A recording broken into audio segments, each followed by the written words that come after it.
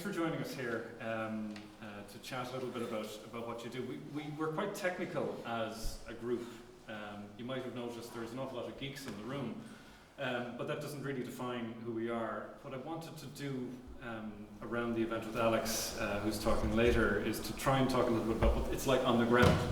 The non-technical part of travel, what it's like to actually operate some of the services that we're hoping to sell, or we're hoping to help distribute, or help in some way with you guys. So you started at the very, very beginning. You were in IT before you entered the travel business. But you were telling me that you were the first operator of a day tour from Dublin to the Cliffs of Moher. Can you tell me a little bit about that journey, how that started? Yeah, I used to work in IT. I was telling you earlier, it was probably the IT that drove me out of IT to get into tourism. But it was, I was always into the outdoors. It was a mountaineer, and I suppose I wanted to do something that I enjoyed doing, and that was getting into the outdoors. So I set up a website in 2007, and I got my first customer in 2008. And I started an outdoor company called Extreme Ireland, where we did kind of multi-day walking tours, climbing tours around Ireland.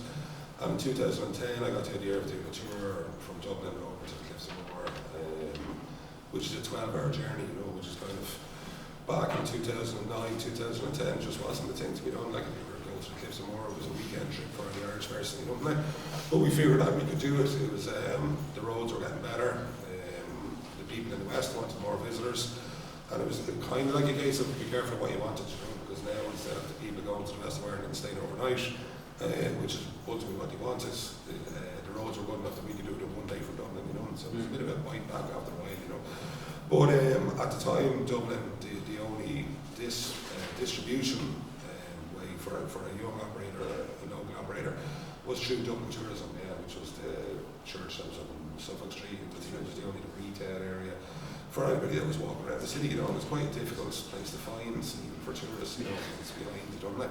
So I was there, I set up a desk in there, rented out a desk, and there was a few issues with it. Was quite a closed operation there with some of the companies that had Dublin Tourism, which was essentially a private enterprise. And I was only there 3 months in a 12-month contract, and I was asked to leave because of politics that was inside. So I walked around the corner to Bank of Ireland, College Green. I sat down, took out a cigarette. I said, right, what am I going to do? Because ultimately at that time I really didn't know what else I was going to do. And I seen a for rent sign across, which would have been Fox's cigar shop. That's just at the corner of College Green there, prime area. 20 times more visible than Suffolk Street. Oh yeah, absolutely. It's that kind of corner in Dublin City where you're walking by. It's the busiest tourist corner in the whole of Dublin.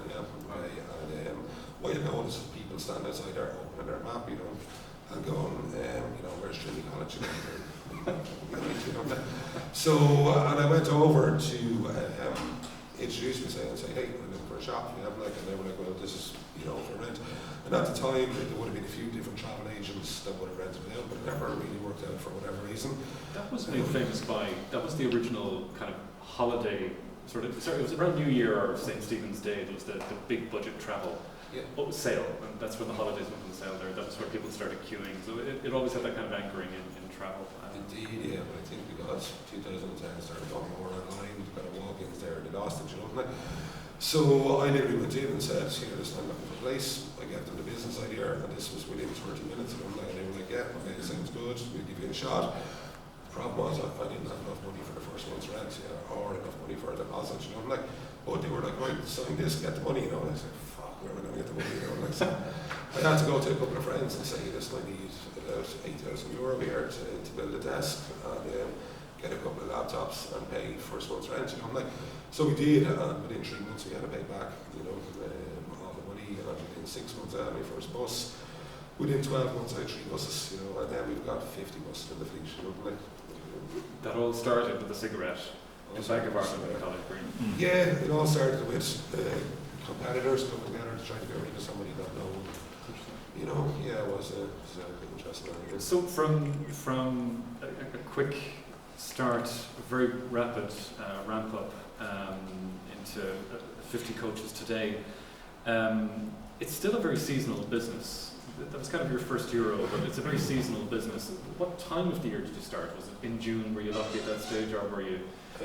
My first tour was, my first tour was in May. Okay, so it was just before the season. That's why I went into the Daytours, because Daytours are a lot more seasonal, you know. Okay. What happened then in September? You know, is there a huge fluctuation around the year, and how do you keep busy once the summer is over? Yeah, like I suppose Fáilte Ireland, Tourism Ireland done a great job the last few years of pushing the tourists into the shoulder season, you know, so we be busy up to November. Okay. Bit of a drop, gets busier at Christmas, bit of a drop, gets busy then Valentine's around that area. Bit of a drop, and then from Paddy's Day is really the start of our season, you know. But we've had to kind of diversify as well. So I suppose we'd always look at ourselves as a tour company rather than a coach company, if that makes sense. We're a tour company that has coaches. And I suppose the number one thing for us is we call ourselves a customer service company. Yeah? So we're all about the customer, what they want and what we can give them, and not necessarily what we want to give them is what they want. You know, so you have to understand that side as well. You know? On that, it's not just one day tour to one destination. How do you come up with the new ideas? How do you test them? How quick is the feedback you're getting from customers before you know this is a hit? Yeah. This was a disaster. You know pretty quickly. You know, like you can see the marketing campaign that we've done for Cliffs and Moor and Jones Causeway over the last 7 years. Massive, absolutely massive. You know, like they're our two biggest tours now at the moment, you know. But I suppose what we've been trying to do over the last 10 years is to go, you know, there is other places in Ireland that we can go to. So we've designed a kind of Celtic tour, we go around Meath, Lough Crew, Innovation Lock, places like that to give them a generic. We've tried places like Wexford, we tried Whiskey and Castles tour, we tried a food tour. We'll give a tour a season. Okay. And by the end of the season, we'll have a good idea whether it's going to work or not, you know. And we'll probably lose money the first season, you know, realistically. But the big hitters, you know, like the Cliffs, Cork and Blarney, the Giants Causeway are always going to be big because that's what people have in their head before they get to Ireland, you know. They see the image of the Cliffs more and they want to get there, you know. They don't have the image of Wexford or the Salty Islands or different parts of it, which I consider the real Ireland, the middle of Ireland, you know. They don't have that image, you know, and what they want to do, they have a limited amount of time and money. They want to see the big hitters, they just want to take the box when they come there, you know. So when it comes to a new, say for example, the food idea, how do you hear about, how do you come up with it, number one, but number two, how do you hear how it's working? Are you just looking at the numbers throughout the season, the sales, or how do you know? Just two things. Customer feedback doesn't mean that it's going to be a success. You know? Like the tours that we find are least successful are usually the ones that the tourists love the most. You know? Like it's hard, like the food tour we've dropped because it just wasn't, you know, we were getting between 6 and 10 people a day, you know, like it just wasn't worth it, you know, like whereas you're doing a Cliffs tour, you could be 150, 200 people a day, it's worth it, you know, like the tours, it's the content of the tour will be brilliant, but it's just not for the mass market, you know, like, so you have to either put the price up, which is going to price some people ahead of that specific tour, you know, or you just drop it, you know, unfortunately, and then you're kind of waiting until maybe the people that have a budget like Fáilte Ireland or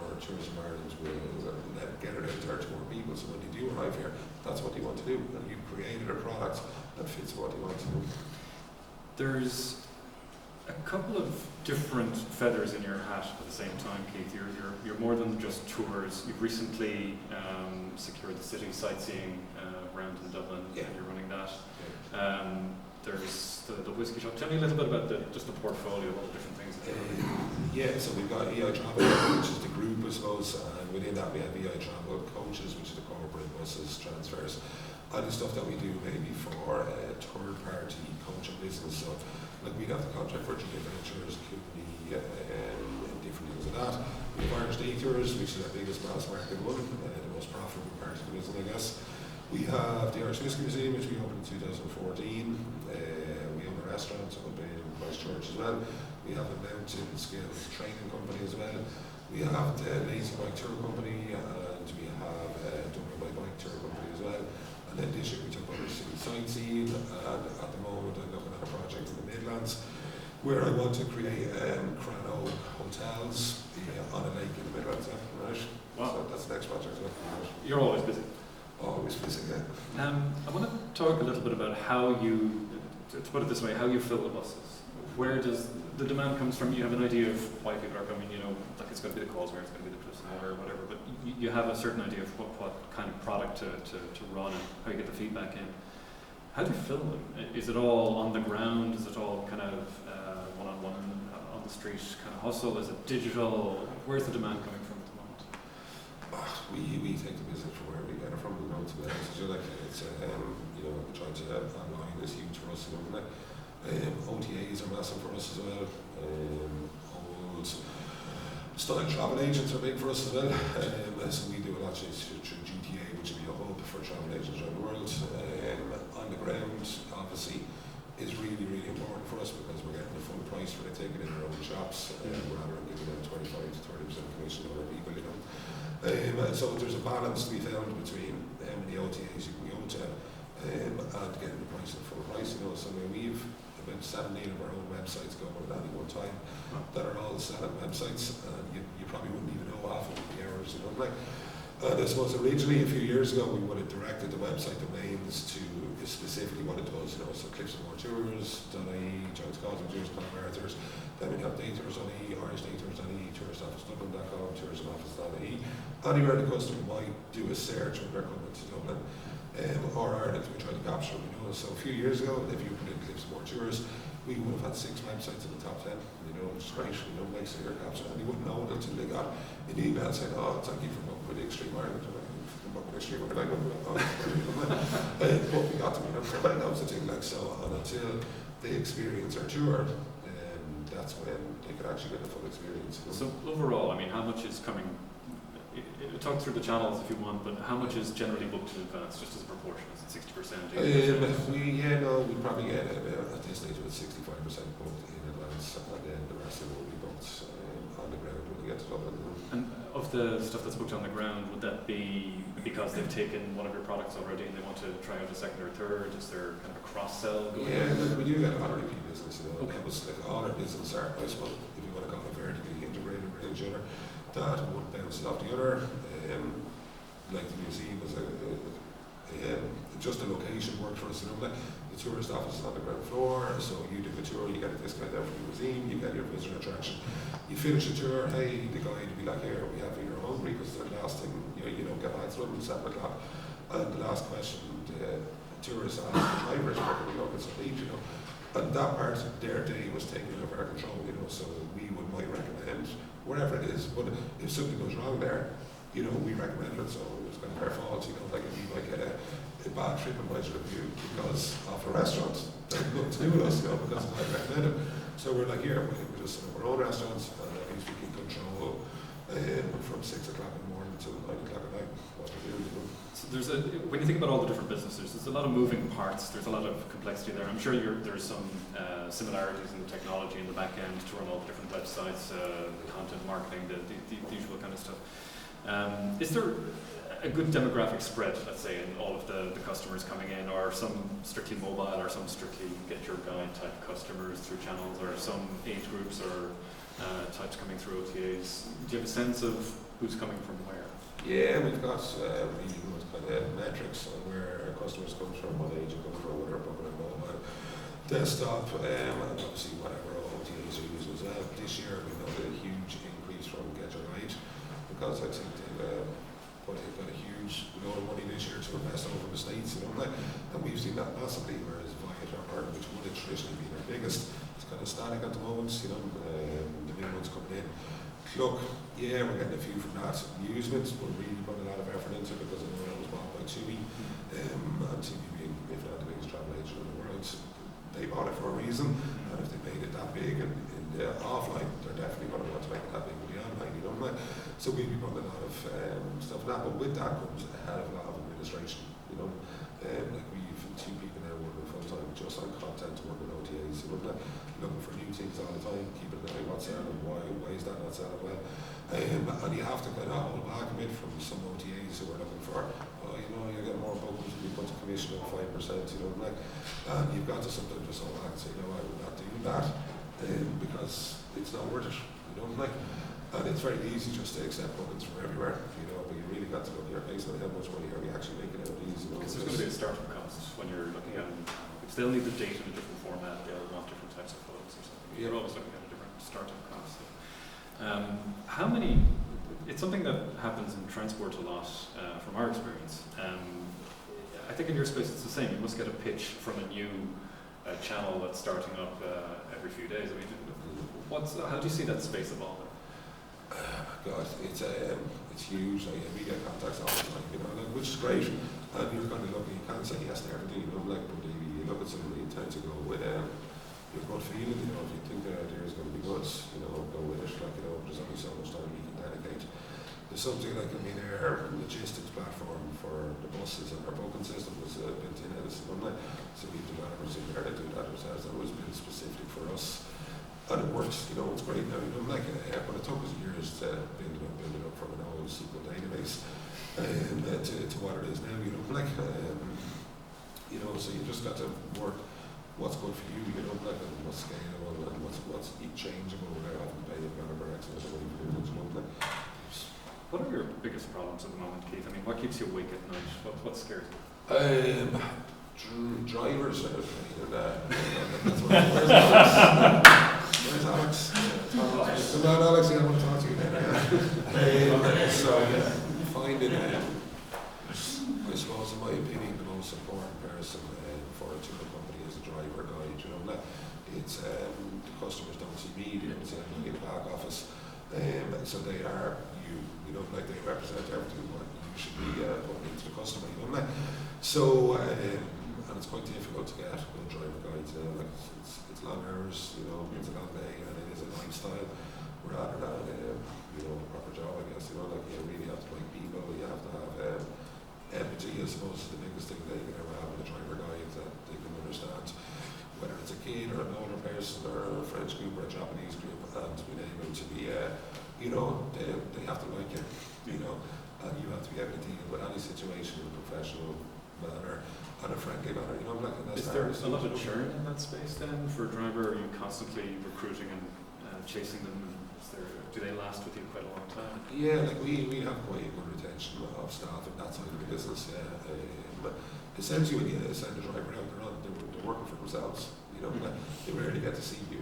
They come to us and go over, drop it off, and inside. You might meet them every couple of months, or the time you don't meet them is if there's an issue. That's when you talk to them. But you have to treat them. You have to treat them well, treat them with respect.